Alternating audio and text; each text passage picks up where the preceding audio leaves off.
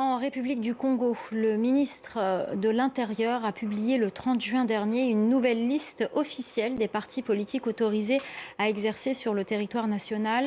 Désormais, seuls 42 partis figurent sur cette liste restreinte.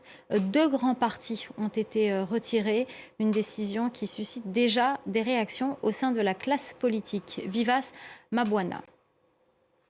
Le Parti social-démocrate congolais de Clément Mirassa et le Rassemblement pour la démocratie et le développement fondé par Feu Joachim Yombi Opango, ce sont deux des partis politiques qui font désormais partie des indésirables selon l'arrêté du ministère de l'Intérieur.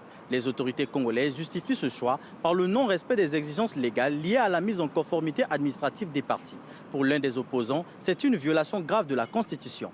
Je suis triste de voir Raymond Zéphiré Mboulou, ministre de l'Intérieur, chargé de la sécurité du pays. Vouloir m'exclure, ça peut passer. Mais continuer à déclarer le PCT qui n'est pas conforme à la loi, comme conforme à la loi.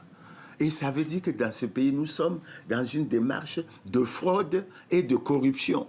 Et nous n'imaginons pas un seul instant que Mboulou puisse proclamer des résultats d'une élection en proclamant un autre candidat autre que celui du PCT comme candidat il y a une élection. Cette décision des autorités a surpris ici à Brazzaville. Elle intervient alors que l'opposition tente de former une coalition pour l'élection présidentielle prévue en 2026. L'opposition, elle, a prévenu, cela ne l'empêchera pas de continuer, je cite, le combat en vue de mobiliser pour l'échéance électorale.